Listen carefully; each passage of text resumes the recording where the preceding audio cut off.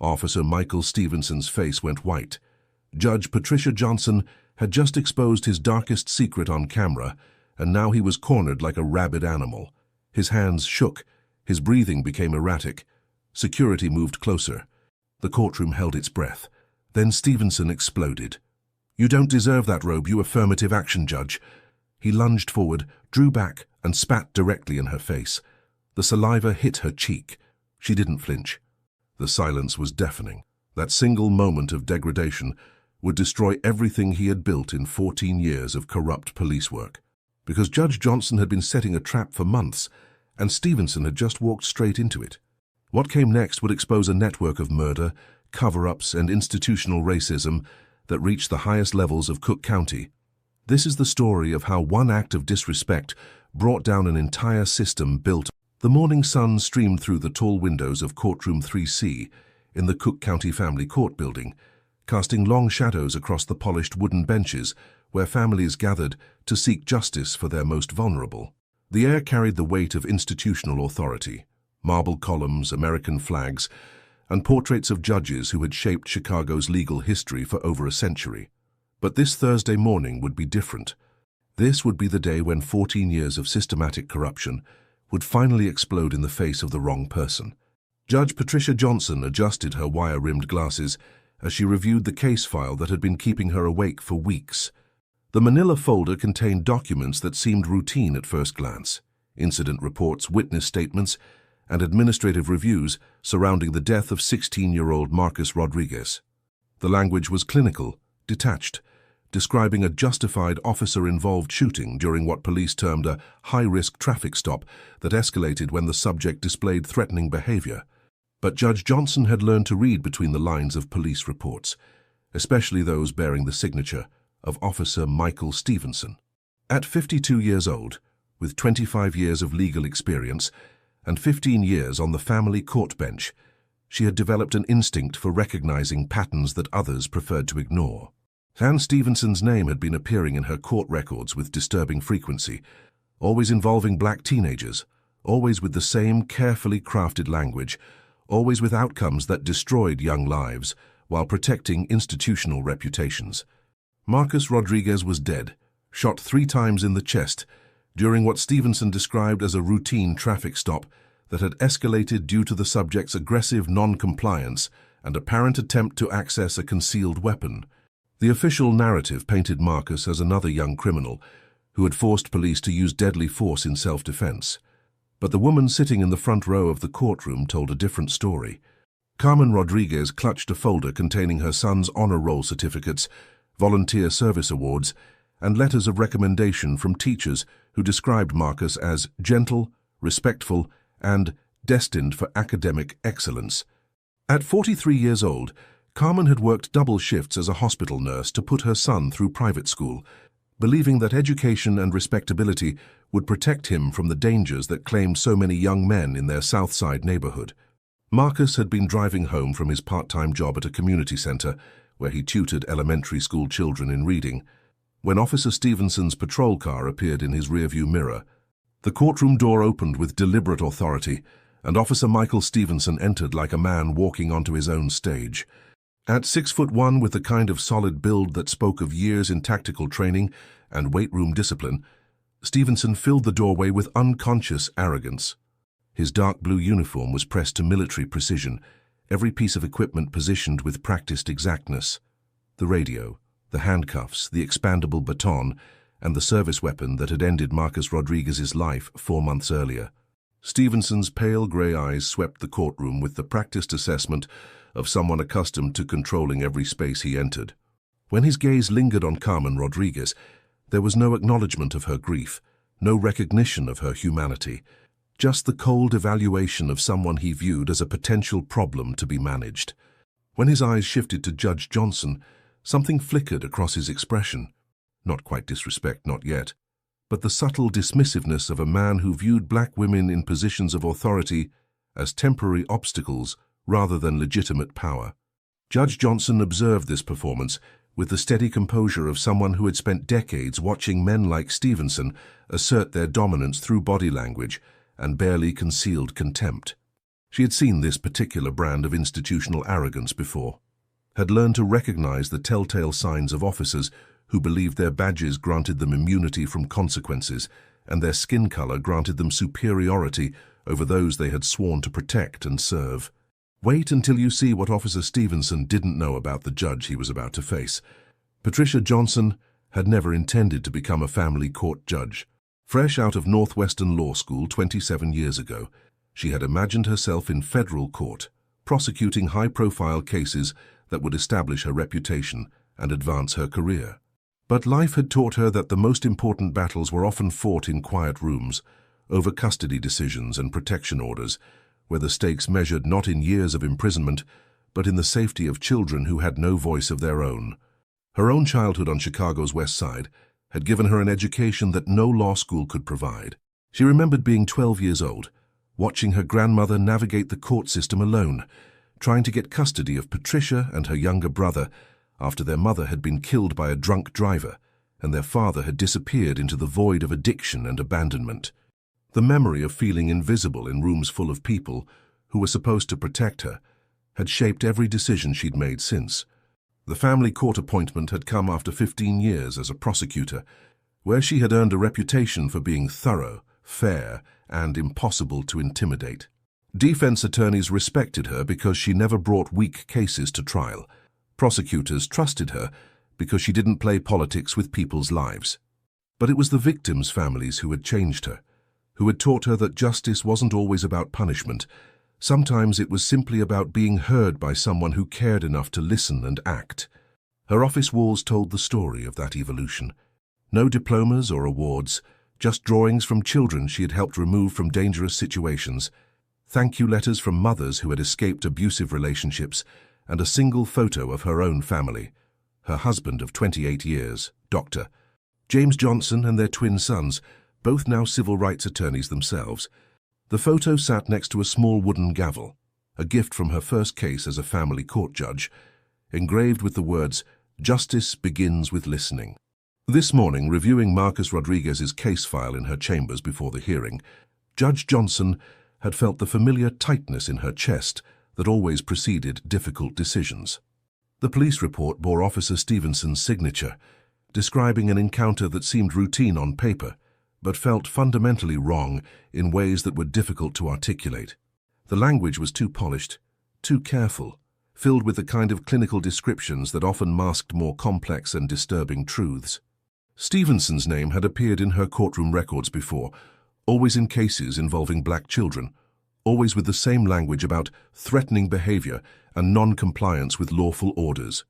Judge Johnson had made discreet inquiries with colleagues, discovering a pattern that troubled her deeply, but had never quite crossed the line into actionable concern. Stevenson was careful, professional in his reports, and backed by a department that had never seen fit to question his methods or examine his results. But this wasn't Stevenson's first time using deadly force, and Judge Johnson knew it. The tension in courtroom 3C was palpable as Officer Stevenson approached the witness stand, with the confident stride of a man who had never been seriously challenged in this setting. His uniform seemed to command the space around him, the metal of his badge catching the overhead lights like a talisman of unquestionable authority. The leather of his duty belt creaked softly as he settled into the witness chair, the sound somehow emphasizing the weight of the weapons and tools that represented his power over life and death. "Officer Stevenson," Judge Johnson began, her voice carrying the measured authority of someone who had learned to command respect through competence rather than intimidation, "please describe the events of March 8th that led to the fatal shooting of Marcus Rodriguez." Stevenson leaned back slightly in the witness chair, a gesture that would have been subtle if not for the context. In a courtroom where respect for judicial authority was foundational, even small displays of casual disregard carried significant weight. When he spoke, his voice carried the flat authority of someone accustomed to being believed without question. "Your Honor, I was conducting routine patrol in the South Side District when I observed a vehicle that matched intelligence reports of suspicious activity in the area. Based on recent incidents involving armed subjects, I initiated a traffic stop for community safety purposes." Judge Johnson made a careful note, her pen moving deliberately across the legal pad, while her mind processed the familiar euphemisms. Suspicious activity and community safety were standard language used to justify police encounters that might not withstand scrutiny if described more accurately. And what specific violation prompted this traffic stop, Officer Stevenson? The vehicle was traveling at what appeared to be an excessive rate of speed through a residential area. Additionally, the driver's behavior suggested possible evasion tactics, consistent with someone attempting to avoid law enforcement contact. In the gallery, Carmen Rodriguez felt her breath catch in her throat. Her son had been driving home from work, following the same route he had taken dozens of times before, when Officer Stevenson's patrol car had appeared behind him. Marcus had called her from his cell phone, frightened and confused, asking what he should do when police lights began flashing behind him. Those would be the last words she would ever hear from her son. Judge Johnson consulted her notes with practiced precision. "Officer Stevenson, do you have radar readings or other documentation of Mr. Rodriguez's alleged excessive speed?" For the first time, Stevenson's confident demeanor flickered slightly. The exact speed wasn't recorded due to the dynamic nature of the situation, but my training and experience allowed me to make a visual assessment that the vehicle was traveling above posted limits. And this visual assessment was sufficient to justify a traffic stop that resulted in the death of a 16-year-old honor student. The question landed with surgical precision, cutting through the layers of professional language to expose the stark reality beneath. Stevenson's jaw tightened visibly, and his hands gripped the armrests of the witness chair more firmly. What she found in those sealed files will shock you.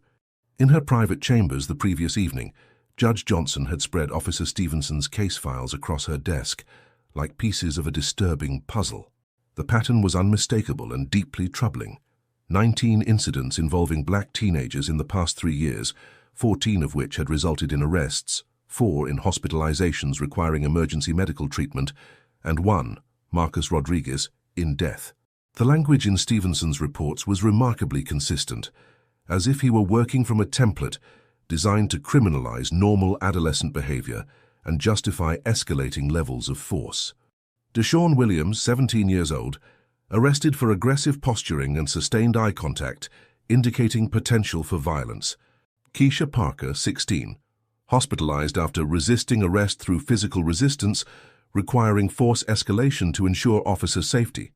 Antoine Thompson, 15, charged with threatening behavior manifested through clenched fists and verbal challenges to lawful authority. Each case had been processed through a system designed to protect officers rather than citizens, with prosecutors accepting Stevenson's versions of events without significant investigation or independent verification. But there was something about the Marcus Rodriguez case that felt different, something that had made Judge Johnson dig deeper than she had ever dug before.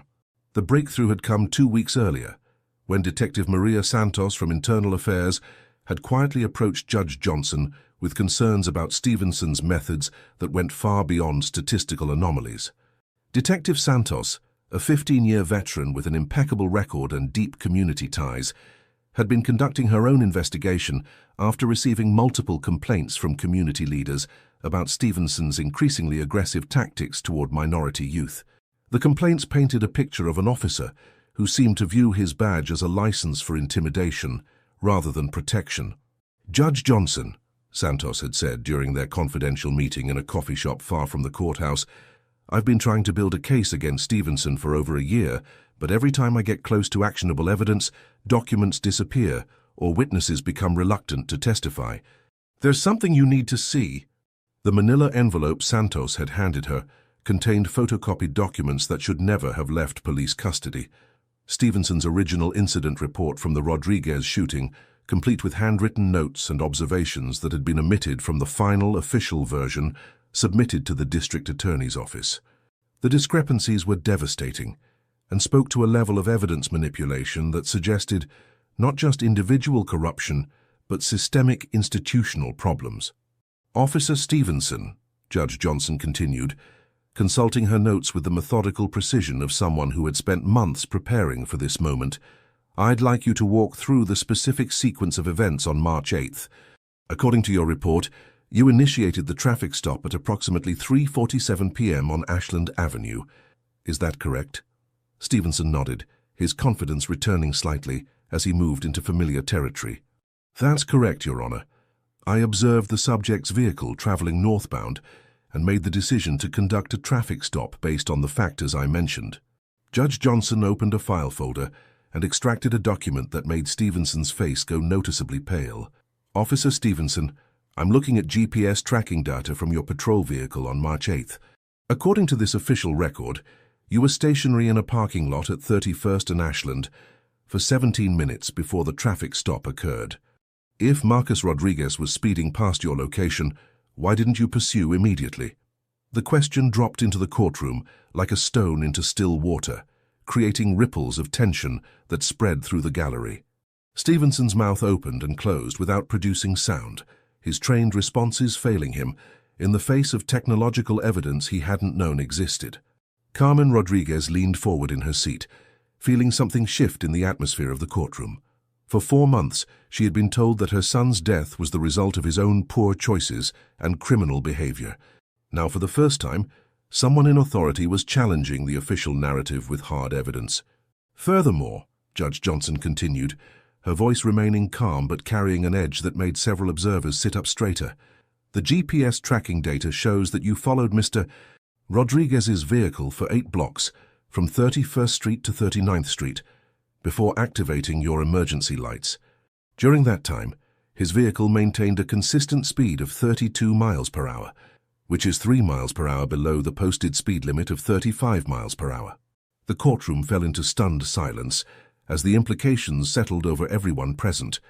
Stevenson hadn't stopped Marcus Rodriguez for speeding. He had stalked him for 8 blocks, following a law-abiding teenager who was driving carefully and legally, looking for an excuse to initiate contact that didn't exist. The evidence was about to destroy everything Stevenson believed about his untouchable status. The revelation of the GPS data had fundamentally altered the dynamic in courtroom 3C. Officer Stevenson sat in the witness chair, like a man watching his carefully constructed world collapse in real time, while Judge Johnson consulted her notes with the methodical precision of someone who had spent months preparing for this exact moment. The confidence that had carried him into the courtroom had evaporated, replaced by the desperate look of someone searching for an escape route that didn't exist. Officer Stevenson, Judge Johnson said, her voice carrying a new edge that made several people in the gallery shift forward in their seats. If Marcus Rodriguez wasn't speeding, and if you followed him for 8 blocks before initiating contact, what was the actual reason for the traffic stop? Stevenson's face had gone through several shades of red as he processed the implications of technological evidence he hadn't known existed. When he spoke, his voice carried an edge of desperation that hadn't been there at the beginning of his testimony. The vehicle matched the description of one involved in recent drug activity in the area. I was conducting a legitimate investigative stop based on reasonable suspicion of criminal activity. Judge Johnson made another note, her pen moving deliberately across the legal pad. What specific drug activity? When did it occur? What was the exact description of the vehicle that Marcus Rodriguez was driving? The questions came like hammer blows, each one exposing another layer of fabrication in Stevenson's official narrative. His hands gripped the armrests of the witness chair so tightly that his knuckles had gone white, and beads of perspiration were beginning to form on his forehead despite the courtroom's controlled temperature. There had been reports of suspicious activity involving vehicles similar to the one Mr. Rodriguez was driving. Dark sedans had been identified as potential vehicles of interest in ongoing narcotics investigations. Officer Stevenson, I'm going to ask you to be more specific. What reports, filed by whom, on what date, and what specific characteristics of Marcus Rodriguez's vehicle matched these alleged reports? The methodical questioning was stripping away every layer of professional language and administrative protection that Stevenson had relied upon throughout his career. Judge Johnson had clearly done her homework, and each question revealed that she possessed information that contradicted his carefully crafted narrative.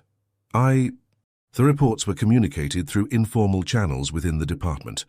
Not all intelligence gets documented in official files, Your Honor.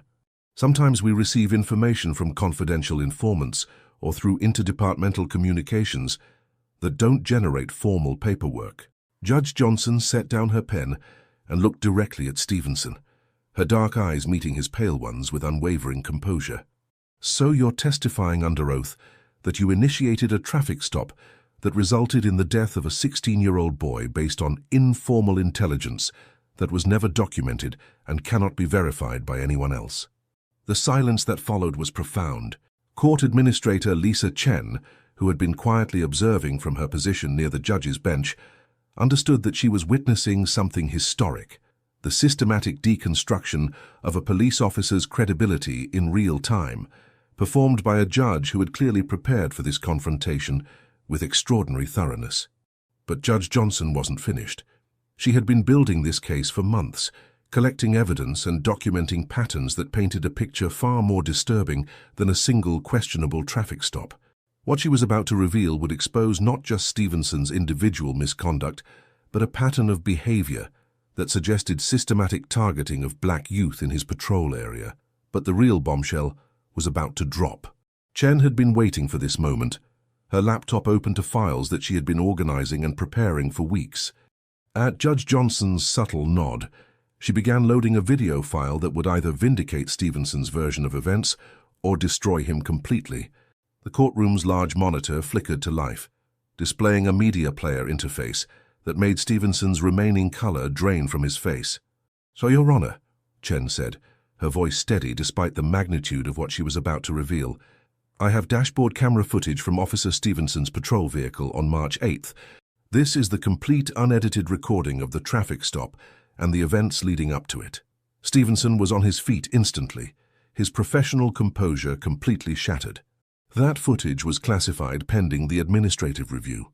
If someone has accessed sealed evidence without proper authorization, the footage was provided to this court through proper legal channels, Judge Johnson interrupted, her voice carrying the authority of someone who had anticipated this exact objection. A federal judge signed a court order requiring the release of this evidence based on credible concerns about potential civil rights violations. Ms. Chen, please proceed with the playback. The implications were staggering. Not only did Judge Johnson have access to evidence that Stevenson thought was safely buried in administrative files, but federal authorities were apparently involved in investigating his conduct. The web of accountability was far wider than he had ever imagined. Carmen Rodriguez felt her heart rate accelerate as she prepared to see her son's final moments. For 4 months she had been told that Marcus had brought his death upon himself through criminal behavior and poor choices. Now she was about to see the truth of what had happened when Officer Stevenson's patrol car had appeared in her son's rearview mirror. What you're about to see will change everything you thought you knew about this case. The courtroom's large monitor flickered to life, displaying the timestamp, March 8, 3:30 p.m. The dashboard camera view showed the interior of Officer Stevenson's patrol car, with glimpses of the quiet residential street beyond the windshield. The quality was crisp, the audio clear, and the metadata proved the footage was authentic and unedited. Everyone in the courtroom understood they were about to witness the events that had led to Marcus Rodriguez's death, but from a perspective that had never been made public. The first 17 minutes of footage showed Stevenson's patrol car stationary in a parking lot at 31st and Ashland, exactly as the GPS data had indicated. But it was the audio from inside the vehicle that transformed routine surveillance into something much darker and more disturbing. Stevenson's recorded voice came through the courtroom speakers, clear and unmistakable. "Another quiet afternoon in the hood. Let's see what kind of trouble these people get into when they think nobody's watching."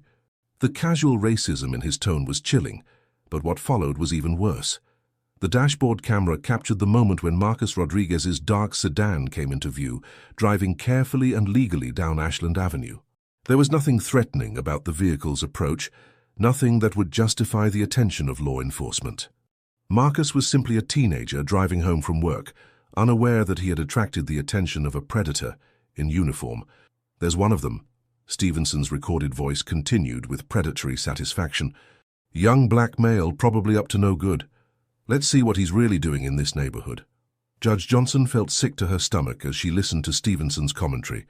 The officer was clearly profiling Marcus Rodriguez based on nothing more than his race and age, treating him as inherently suspicious simply for existing in his own community. The footage continued as Stevenson started his patrol car and began following Marcus's sedan from a distance. For 8 full blocks, the dashboard camera documented Marcus driving carefully and legally, while Stevenson's commentary grew increasingly hostile and calculated. Kids being too careful, driving too slow. That's always a sign they're carrying something they shouldn't be, or they've got warrants they're trying to avoid. We'll follow him until he makes a mistake, and then we'll remind him who's in charge around here. Carmen Rodriguez was crying softly in the gallery, hearing the cold calculation behind her son's death. This wasn't a traffic stop that had escalated unexpectedly. This was a hunt, a deliberate targeting of her child by someone who viewed him as prey rather than a human being deserving of protection. The audio quality was so clear that every word was audible, every breath and sigh capturing Stevenson's mindset as he stalked an innocent teenager for no reason other than racial prejudice and the desire to assert dominance. His recorded voice continued with casual cruelty. These people think they can just drive through our neighborhoods without showing proper respect. Time to remind this one that every black boy in my district answers to me eventually. What happened next would haunt everyone who witnessed it. The dashboard camera captured the moment when Stevenson finally activated his emergency lights and began the traffic stop that would end Marcus Rodriguez's life. The video showed everything with devastating clarity. Marcus carefully pulling over to the curb, placing his hands on the steering wheel in plain sight, activating his hazard lights to show compliance with the traffic stop. But the audio from inside Stevenson's patrol car told a different story, one of lies being created in real time to justify what was about to happen. "Subject has pulled over but appears agitated," Stevenson's recorded voice said for the official record, though the dashboard camera showed Marcus sitting calmly and compliantly in his vehicle. Initiating contact with potential for resistance based on observed behavioral indicators. The disconnect between what the camera showed and what Stevenson's voice was describing was stark and undeniable. Marcus Rodriguez was doing everything right. Hands visible, vehicle properly stopped, no threatening movements, while Stevenson was already constructing the lies that would later justify his actions to investigators who were all too willing to accept his version of events. As Stevenson exited his patrol car, his whispered words were captured by the sensitive microphone. "Time to teach this punk some respect. Let's see how tough he really is when he's looking down the barrel of my gun." The courtroom watched in horrified silence as the footage showed Stevenson approaching Marcus Rodriguez's vehicle with his hand already resting on his service weapon. There was no caution in his movement, no indication that he perceived any genuine threat. This was the confident swagger of a predator approaching prey, someone who knew that the system would protect him, regardless of what happened next. The body microphone captured the initial contact between officer and citizen. "License and registration now. Don't make any sudden movements." Marcus Rodriguez's voice came through clearly, young and nervous but respectful. "Yes, sir, officer. My documents are in my glove compartment. Can I reach for them safely?" "Keep your hands where I can see them at all times. Don't move unless I specifically tell you how to move." The fear in Marcus's voice was palpable as he tried to navigate the impossible situation of complying with contradictory commands.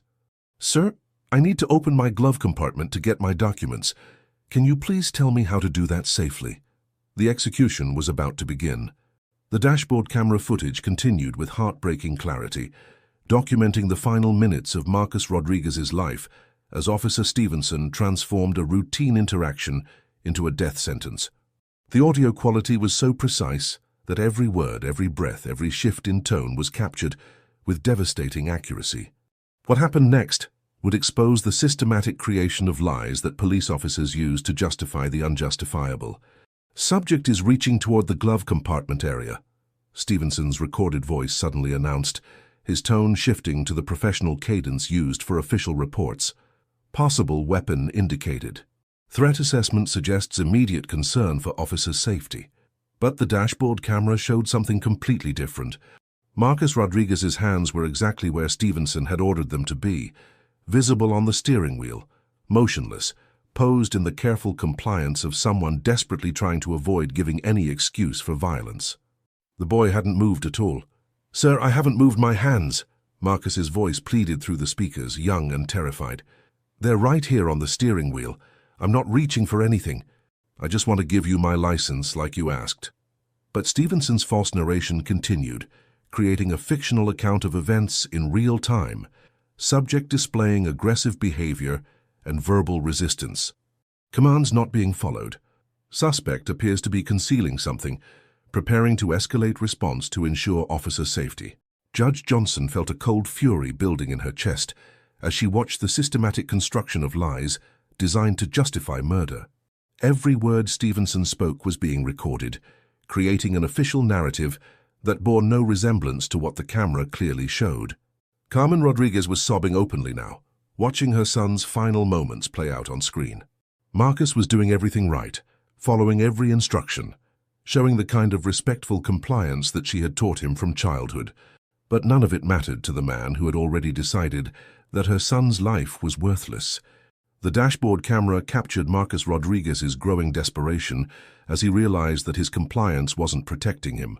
"Officer, please, I'm just trying to get home to help my little sister with her homework. I haven't done anything wrong. I work at the community center. You can call my supervisor if you need to verify who I am." Stevenson's response was to draw his service weapon and point it directly at the boy's head through the driver's side window. "Get out of the car. Now, move slowly and keep your hands visible." Marcus began to comply with careful, deliberate movements, both hands clearly visible as he reached for the door handle. His voice cracked with terror. "I'm getting out slowly, sir. Please don't hurt me. I'm not a threat to you." But Stevenson's recorded voice was already creating the lies that would protect him. Subject making furtive movements toward waistband area, rapid motion suggesting attempt to access concealed weapon. Threat assessment indicates immediate danger to officer safety and public welfare. The first gunshot came without warning. Marcus Rodriguez was stepping out of his vehicle, hands raised and visible, when Stevenson fired 3 rounds into his chest from a distance of less than 8 feet. The boy crumpled to the pavement immediately, his final words captured by the sensitive microphone system. "Tell my mama I love her. Tell her I was good." The silence that followed was profound and terrible. The dashboard camera continued recording as Marcus Rodriguez lay motionless on the asphalt, blood pooling beneath his body, while Stevenson approached to assess his handiwork. What came next would reveal the true depth of institutional corruption that protected killer cops from consequences. What Stevenson did next proved this was premeditated murder. The dashboard camera captured Officer Stevenson kneeling beside Marcus Rodriguez's motionless body, but not to provide medical assistance or check for signs of life. Instead, he pulled a small black object from his duty belt, something that hadn't been visible in any of the previous footage, and carefully placed it near Marcus's right hand. His whispered words were picked up by the body microphone. "Should have known better than to test me, kid. This is what happens when you people don't show proper respect." Then, incredibly, Stevenson began staging the crime scene. The camera watched him adjust the planted evidence, ensuring it would be visible to subsequent investigators. When he keyed his radio to report the shooting, his voice was steady and professional, already delivering the lies that would become the official narrative. "Shots fired, officer involved, subject down, weapon recovered at scene, officer uninjured, requesting supervisor and medical backup immediately." But the footage proved that Marcus Rodriguez had never been armed. Whatever Stevenson had placed near the body was planted evidence, part of a cover-up that began within minutes of the murder. The systematic nature of the deception suggested someone with extensive experience in manipulating crime scenes and constructing false narratives. Judge Johnson felt something fundamental shift inside her as she processed what she had just witnessed. This wasn't a tragic mistake or a split-second decision made under pressure. This was the cold-blooded execution of a child, followed by the methodical construction of lies designed to portray murder as heroism. In the gallery, Carmen Rodriguez had stopped crying. Something harder had taken the place of her grief, a crystalline anger that came from finally seeing the truth of how her son had died. For 4 months, she had been told that Marcus had brought his death upon himself. Now she understood that her boy had been murdered by a predator who viewed black children as acceptable targets for sport. The conspiracy was about to be exposed in its entirety. The revelation of the dashboard camera footage had completely shattered any possibility of maintaining Stevenson's official narrative, but Judge Johnson wasn't finished. The video evidence was devastating, but what she was about to reveal would expose not just Stevenson's individual crimes, but the institutional support system that had enabled and protected his killing spree for years. "Officer Stevenson," Judge Johnson said, her voice carrying the weight of someone who had just watched a murder confession. "You've just seen your own actions on March 8th. The footage clearly shows you planting evidence near Marcus Rodriguez's body after shooting him. Do you still maintain that this was a justified use of deadly force?" Stevenson's face had gone ashen. He stared at the monitor, as if it were displaying his own execution warrant, which in many ways it was. His earlier swagger and professional confidence had been completely replaced by the hollow look of a man who realized his secret thoughts and actions had been preserved for posterity. "Your Honor, that footage doesn't show the complete context," he said desperately, his voice cracking under the strain. "There were other factors. Intelligence about weapons in the area. Threats that don't appear on camera but were very real in the moment." Judge Johnson consulted another file, pulling out documents that made Stevenson's remaining color drain from his face. "Actually, Officer Stevenson, we have extensive documentation of the context, including audio recordings of private conversations, where you discuss your methods and motivations with remarkable candor." Court Administrator Lisa Chen had prepared for this moment, loading another audio file that would expose the institutional culture that had celebrated and encouraged Stevenson's violence against black youth. The courtroom speakers crackled to life with voices that were immediately recognizable as Stevenson, and another man, recorded in what sounded like a bar or restaurant setting, with background noise of clinking glasses and muted conversation. "The problem with policing today," Stevenson's recorded voice said, slightly slurred but unmistakably his, "is that we're not allowed to clean up these neighborhoods the way they need to be cleaned up. Every time we take down one of these punks, some bleeding heart activist starts crying about excessive force." The second voice, identified by Chen as Lieutenant Robert Hayes, Stevenson's immediate supervisor, responded with a harsh laugh. "Tell me about it. Remember that Rodriguez kid? Little thug got exactly what he deserved, but we had to dance around the family's feelings for months." The casual way these two officers discussed the murder of a 16-year-old honor student was chilling, but what followed was even worse. Stevenson's recorded voice continued with predatory satisfaction. "That boy was asking for it from the moment I saw him, walking around like he owned the neighborhood, driving too carefully like he was trying to avoid attention. These kids need to learn that every black boy in my district answers to me, one way or another." "Too bad there aren't more cops willing to teach that lesson effectively," Hayes replied with obvious approval. "Maybe we'd have fewer problems in these communities if more of them understood what happens when you don't show proper respect to authority."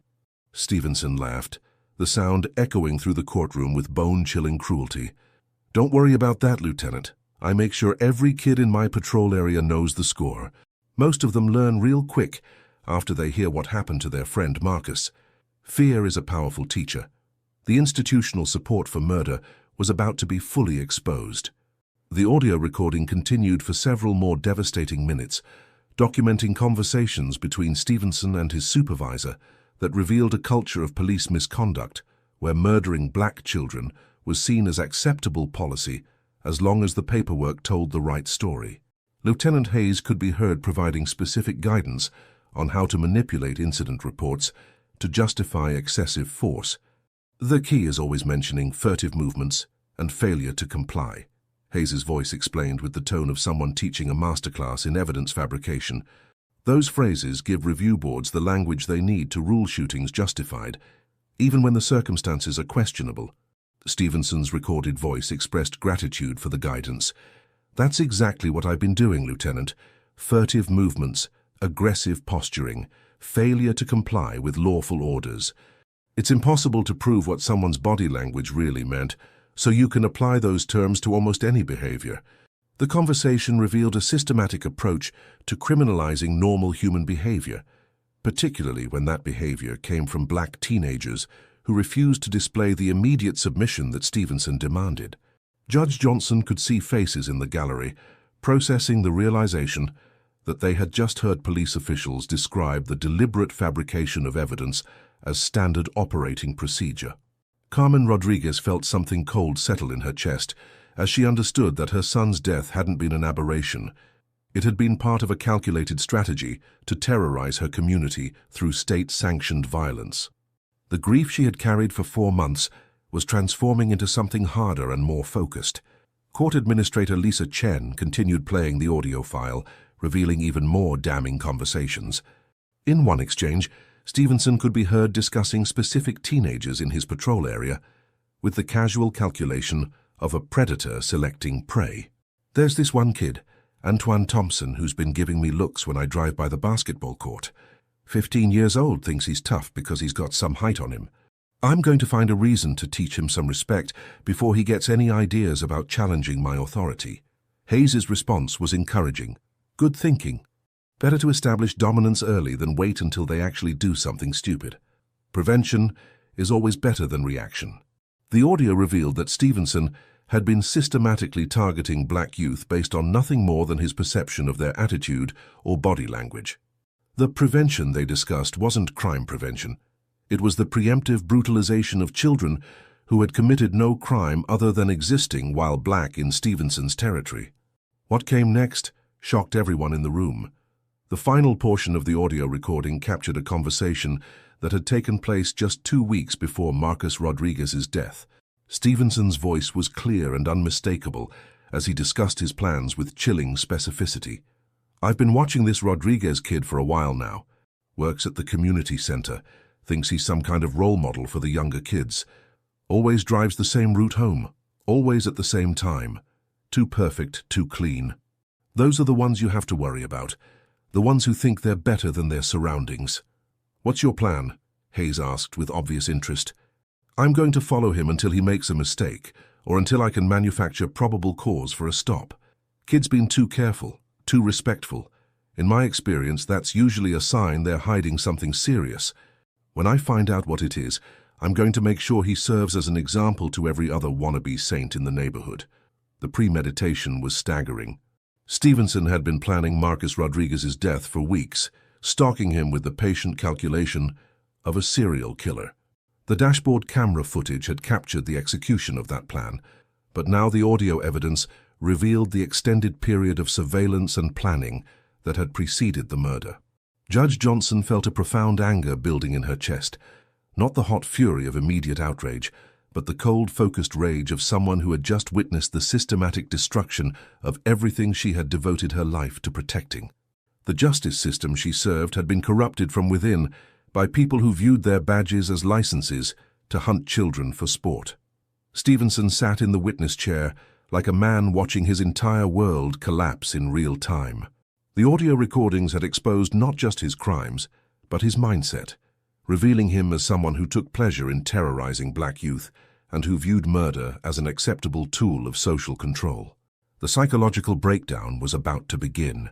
The weight of the evidence, dashboard camera footage, GPS data, and audio recordings had created an atmosphere in courtroom 3C that felt charged with electricity. Officer Stevenson sat in the witness chair like a man who had just watched his carefully constructed lies crumble in real time, his face cycling through expressions of denial, anger, and dawning desperation.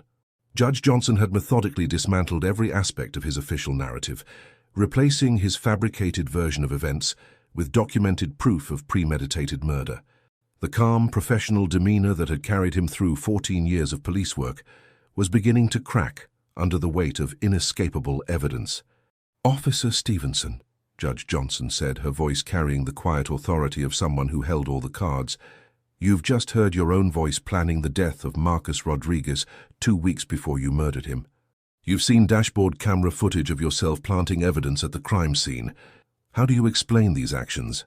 Stevenson's hands were trembling now, his face flushed with the kind of rage that preceded either complete breakdown or explosive violence. When he spoke, his voice carried a note of desperation that made several people in the courtroom shift uncomfortably. "You're twisting everything," he said, his professional composure finally beginning to shatter. Those conversations were taken out of context. Police officers talk through scenarios, discuss potential threats. That's how we prepare for dangerous situations. Judge Johnson leaned forward slightly, her eyes never leaving Stevenson's face.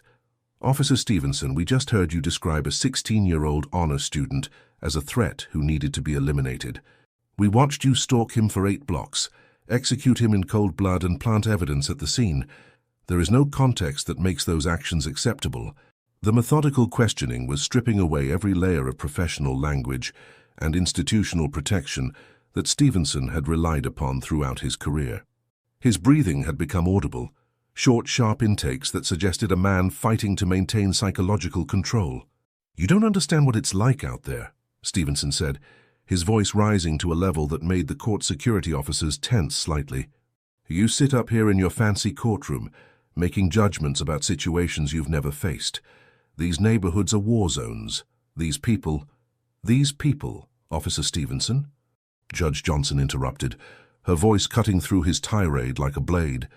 "You keep using that phrase. What exactly do you mean by these people?" Stevenson realized he had ventured into dangerous territory, but his emotional state was deteriorating rapidly. The careful masks he had maintained throughout his career were falling away, revealing the raw prejudice underneath. "I mean the criminals, the gang members, the thugs who think they can disrespect law enforcement and get away with it," he said, but his voice lacked conviction. Everyone in the courtroom could hear the racial hatred beneath his words. Judge Johnson consulted her notes with deliberate precision.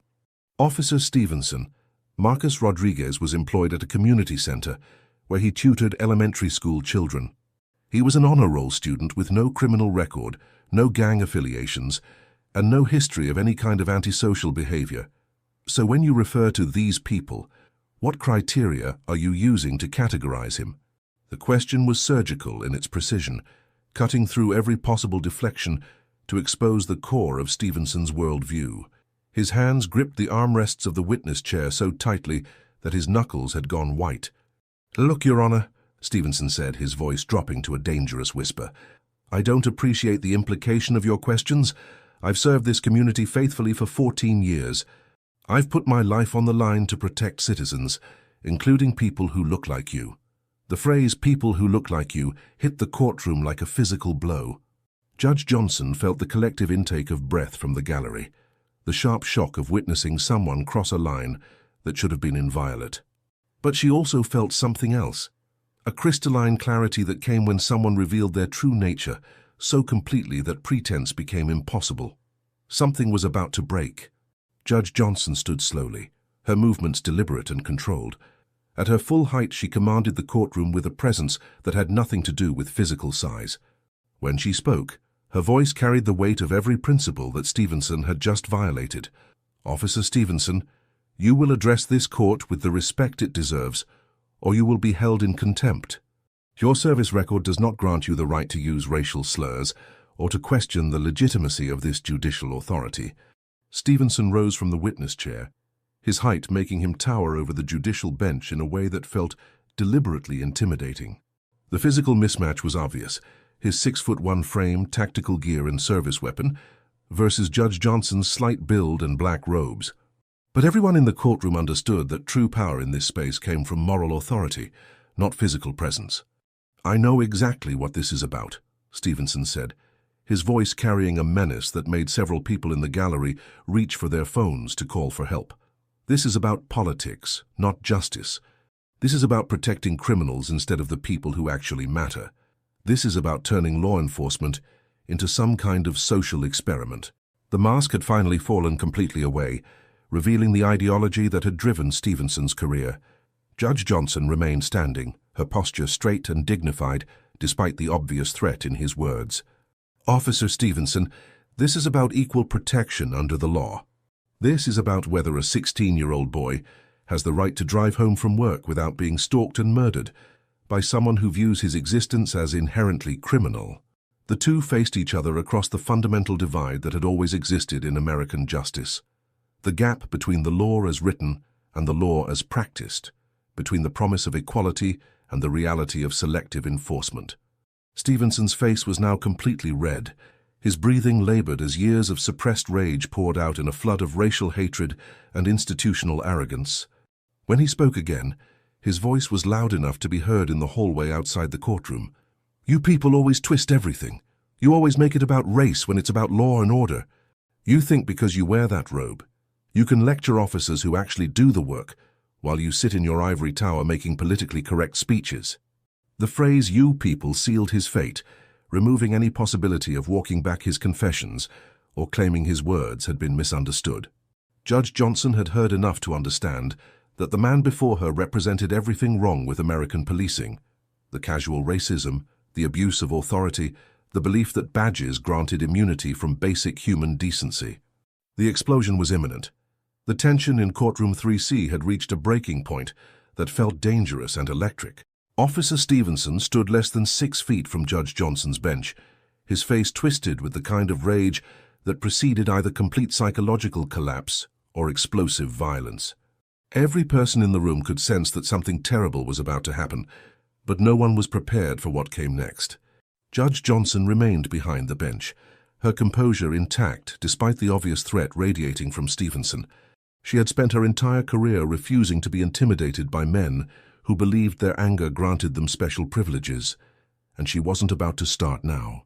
"Officer Stevenson," she said, her voice carrying the full authority of judicial power, "you have confessed to premeditated murder, systematic racial profiling, and evidence tampering. You have revealed a pattern of behavior that constitutes an ongoing criminal enterprise. The only question remaining is whether you will accept responsibility for your actions or continue to embarrass yourself and the uniform you wear." Stevenson's response was to laugh, a harsh, bitter sound that contained no humor but boundless hatred. "Accept responsibility? Lady, you just destroyed my entire career based on edited recordings and out-of-context conversations.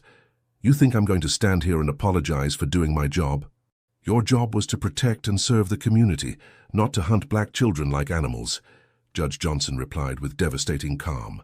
The words hit Stevenson like a physical blow. His face contorted with rage, and for a moment he seemed to be struggling with whether to flee or attack. Court security officers had moved closer to his position, understanding that they were dealing with an armed individual who had just been exposed as a murderer and was showing signs of complete psychological breakdown. "You want to know what your problem is?" Stevenson snarled, his voice rising to a shout that echoed off the marble walls. "You think you're equal to real Americans now? You think wearing a judge's robe changes what you really are underneath all that affirmative action bullshit?" Judge Johnson felt the collective gasp from the gallery as Stevenson's racism reached its full, ugly expression. But she also felt something else, a cold satisfaction that came from watching a system's true nature reveal itself so completely that denial became impossible. "Officer Stevenson," she said quietly, "your career is over. Your freedom is about to end. Your reputation is destroyed. The only dignity you have left is the choice to leave this courtroom with whatever shred of professionalism you can maintain." But Stevenson was beyond reason, beyond calculation, beyond any consideration of consequences. The careful facades that had allowed him to function within institutional structures had completely collapsed, leaving only the raw hatred that had always driven his actions. "You don't deserve that robe, you affirmative action judge," he screamed, his voice cracking with fury and desperation. "You don't deserve to sit in judgment of men who actually serve and protect." As he spoke, Stevenson stepped closer to the bench, his movement aggressive and threatening. Judge Johnson maintained her position, refusing to retreat or show fear in the face of his escalating violence. What happened next occurred so quickly that several observers later said they couldn't believe what they had witnessed. Stevenson drew back his head and spat directly into Judge Johnson's face, the saliva hitting her cheek with a sound that seemed to echo through the suddenly silent courtroom. The degradation was complete, but so was Stevenson's destruction. Judge Johnson absorbed the assault with the same dignity she had shown throughout the hearing. The spittle ran down her cheek, but she didn't move to wipe it away. She didn't flinch. She didn't cry out. She simply stood there, allowing Stevenson's hatred to reveal itself completely, while maintaining the composure that had defined her entire career. The silence that followed was profound and terrible. Everyone in the courtroom understood that they had just witnessed something historic, not just an assault on a judge, but a moment when the mask of institutional authority was stripped away to reveal the ugliness beneath. Court security officers moved in immediately, but Judge Johnson raised her hand to stop them. When she spoke, her voice was steady and clear, carrying the authority of someone who had just absorbed an attack against justice itself and refused to be diminished by it. "Let the record show," she said, her words carrying to every corner of the courtroom, "that Officer Michael Stevenson has just committed assault against a sitting federal judge in open court, witnessed by dozens of people and recorded by multiple devices." Stevenson stood frozen, perhaps only now realizing the magnitude of what he had done. The rage that had driven him to this moment was beginning to give way to something that might have been recognition of consequences. But Judge Johnson wasn't finished. She had absorbed his hatred, his violence, and his contempt, and now she was going to deliver the justice that had been building throughout the entire hearing. Furthermore, she continued, this assault occurred immediately after Officer Stevenson was confronted with irrefutable evidence of his systematic murder of black youth and his participation in a conspiracy to cover up those crimes through fabricated evidence and false testimony. The courtroom doors opened as if on cue, admitting 3 individuals in dark suits whose movements were precise and purposeful. The lead figure, a stern-faced woman with graying hair, approached the bench with credentials already in hand. "Your Honor," the woman said, her voice carrying the authority of federal law enforcement, "I'm Special Agent Sarah Martinez with the FBI's Civil Rights Division. We have warrants for Officer Stevenson's arrest on federal charges of deprivation of rights, under color of law, conspiracy to commit murder, and obstruction of justice." The federal cavalry had arrived. The appearance of FBI agents transformed the courtroom from a judicial proceeding into something resembling a federal crime scene. Agent Martinez and her team moved with the practiced efficiency of law enforcement professionals who had been planning this moment for months, their timing so precise that it seemed choreographed with Judge Johnson's systematic exposure of Stevenson's crimes. Officer Stevenson looked around the courtroom with wild eyes, perhaps only now understanding that his assault on Judge Johnson had been witnessed not just by local court personnel, but by federal agents who had been building a case against him. His spittle was still visible on the judge's cheek, but she made no move to wipe it away, allowing the physical evidence of his degradation to speak for itself. "This is impossible," Stevenson whispered, his voice barely audible above the courtroom's ventilation system. "Internal Affairs cleared me. The district attorney's office reviewed the Rodriguez case. I followed department protocols." Agent Martinez approached Stevenson with handcuffs, her expression professionally neutral, but her intent unmistakable. "Officer Michael Stevenson, you are under arrest for violations of federal civil rights law, including conspiracy to deprive citizens of rights under color of law, tampering with evidence, and filing false reports in federal investigations." As the Miranda warning was read, Judge Johnson finally reached for a tissue and carefully wiped the spittle from her cheek. The gesture was simple, dignified, and somehow more powerful than any words could have been. She had absorbed Stevenson's hatred and violence without being diminished by it, and now she was watching justice assert itself with the full force of federal authority. "Your Honor," Agent Martinez said, turning to address the bench, "we've been conducting a parallel investigation into Officer Stevenson's activities for the past 6 months. What happened here today provides the final evidence we needed to move against his entire network." The implications were staggering. The federal investigation had been running concurrently with Judge Johnson's own evidence gathering, suggesting a level of coordination that Stevenson couldn't have anticipated. His crimes had attracted attention far beyond the local courthouse, triggering the kind of federal intervention that could dismantle entire departments.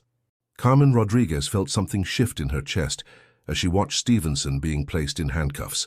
For 4 months, she had been told that her son's death was justified, that Marcus had somehow brought it on himself through criminal behavior.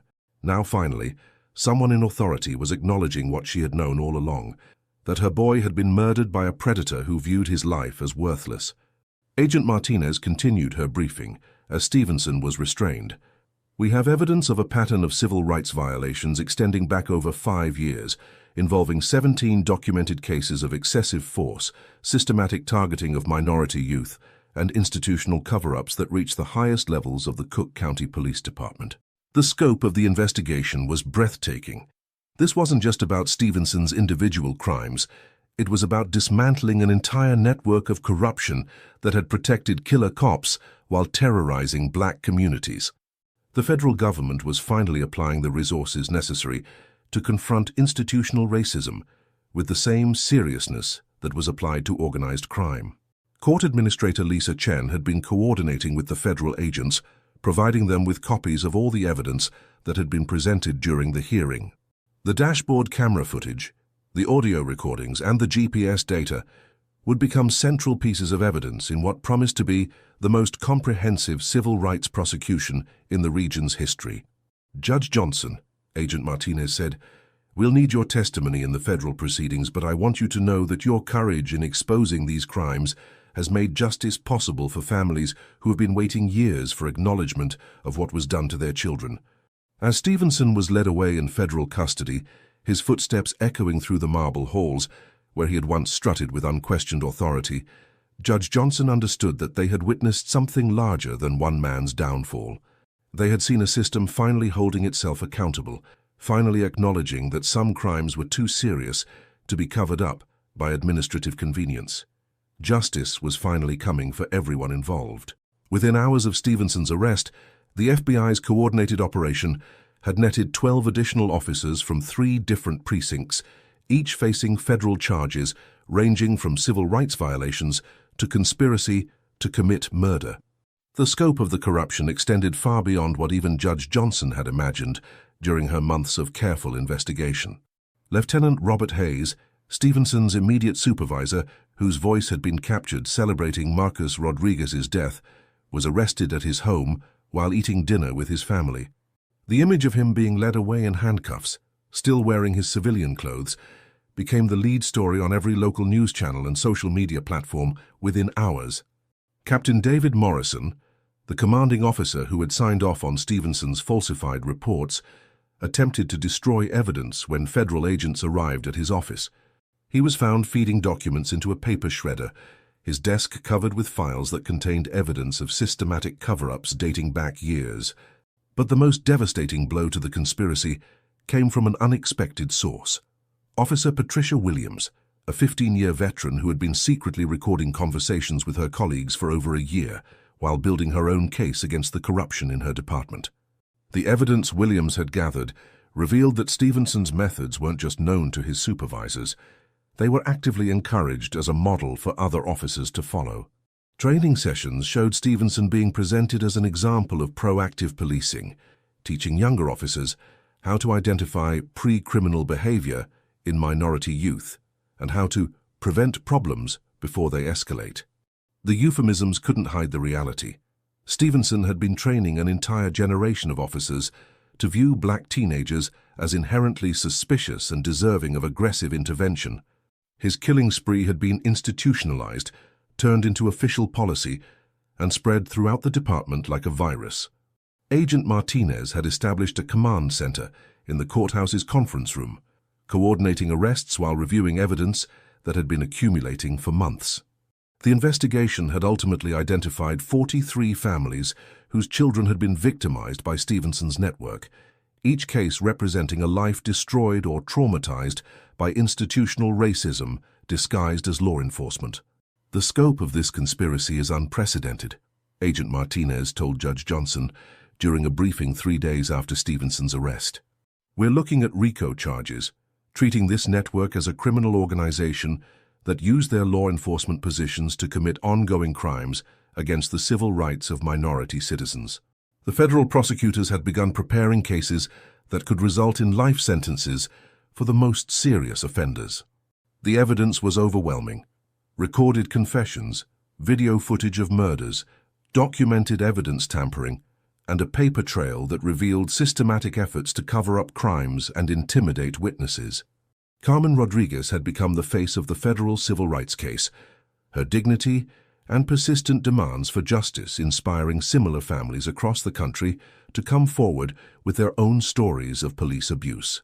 Standing outside the federal courthouse after meeting with prosecutors, she spoke with the quiet authority of someone who had transformed personal tragedy into systemic change. "My son Marcus was murdered by a man who thought black children's lives were worthless," she said, her voice carrying to the crowd of supporters who had gathered to witness this historic moment. "But his death was not in vain if it prevents other mothers from experiencing this pain." The federal investigation had ultimately identified a network of corruption that reached into 4 different police departments, involving over 30 officers who had either participated in or enabled systematic abuse of minority youth. The criminal charges were accompanied by civil rights lawsuits that would result in millions of dollars in settlements for victims' families. But perhaps the most significant consequence was institutional. The Cook County Police Department underwent complete restructuring under federal oversight, with new leadership, revised training protocols, and community accountability measures that served as a model for departments nationwide. The final transformation will leave you speechless. 2 years after the spit that echoed through the halls of justice, Judge Patricia Johnson received an unexpected visitor in her chambers. Carmen Rodriguez knocked softly on the door, carrying a small wrapped package and wearing the peaceful expression of someone who had found closure after years of grief and struggle. "Judge Johnson," Carmen said, settling into the chair across from the desk, "I wanted to thank you personally for having the courage to stand up when it mattered most. Marcus's death finally has meaning, because you refused to let Stevenson hide behind his badge." The package contained a framed photograph of Marcus Rodriguez at his high school graduation, smiling with the bright optimism of a young man who believed the future held unlimited possibilities. Beneath the photo was an engraved plaque reading, "Justice delayed is not justice denied, when good people decide to speak truth to power." Judge Johnson felt tears gathering in her eyes as she studied Marcus's face, seeing in his expression the same dignity and hope that she had witnessed in countless young people who had appeared in her courtroom seeking protection from a system that too often failed them. The Stevenson case had become a watershed moment in American civil rights history, studied in law schools and police academies as an example of how institutional racism operates and how it can be dismantled through persistent courage and documentation. Judge Johnson's refusal to be intimidated by Stevenson's violence had demonstrated that the rule of law could prevail over the rule of force when good people refused to remain silent. Officer Michael Stevenson had been convicted on 23 federal charges and sentenced to life in prison without the possibility of parole. The judge who sentenced him specifically noted that his assault on Judge Johnson demonstrated an absolute rejection of the rule of law and constitutional government that cannot be tolerated in a civilized society. Lieutenant Hayes received 35 years for conspiracy and civil rights violations, while Captain Morrison was sentenced to 25 years for his role in covering up murders and intimidating witnesses. The sentences sent shockwaves through law enforcement communities nationwide, serving notice that institutional racism would no longer be protected by administrative indifference. The federal consent decree governing the Cook County Police Department had become a model for police reform nationwide, with provisions requiring implicit bias training, community oversight, and transparent investigation of misconduct complaints. Crime rates in formerly over-policed neighborhoods had actually decreased as community trust in law enforcement was rebuilt through accountability and respect. Most importantly, young people in Stevenson's former patrol area no longer lived in fear of police encounters. The systematic terrorization of black youth had ended, replaced by community policing models that emphasized protection rather than intimidation. Judge Johnson had declined multiple offers to join higher courts, choosing instead to remain in family court, where she could continue protecting vulnerable youth from systemic abuse. Her chambers had become a model for judicial activism, with judges from across the country seeking her guidance on identifying and confronting institutional racism in their own courtrooms. The memorial garden planted outside the courthouse in Marcus Rodriguez's memory had become a gathering place for families who had lost children to police violence, a space where grief could be shared and hope could be nurtured. Carmen Rodriguez tended the roses planted in her son's honor, finding peace in the knowledge that his death had catalyzed changes that would protect future generations. The most important lesson from this story is that change begins with one person deciding that enough is enough. As evening fell over the courthouse where so much healing had begun, Judge Johnson prepared to leave for home, where her husband waited with dinner and stories of his own day teaching constitutional law at the University of Chicago. The memory of Stevenson's spit had long since faded from her cheek, but the meaning of that moment, when she chose dignity over retaliation, when she let hatred expose itself rather than meeting it with hatred of her own, remained as vivid as ever.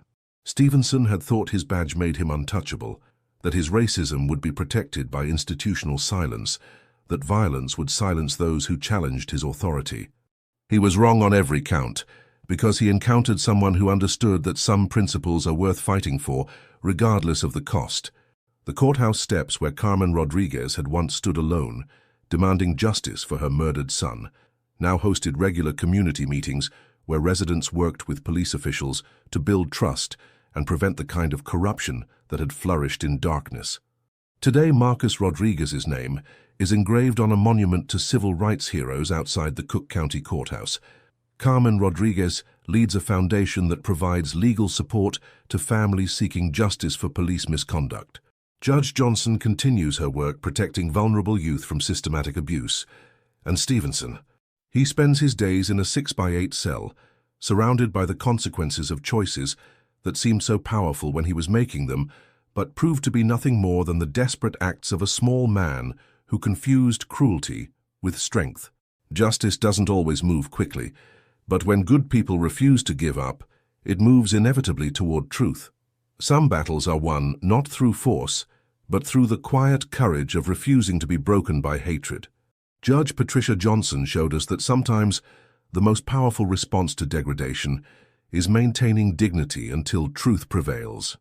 If this story struck you, like, subscribe, and share it so more people can see that dignity never goes out of style. What moment impacted you most? Let us know in the comments. Until the next story that proves courage can change everything.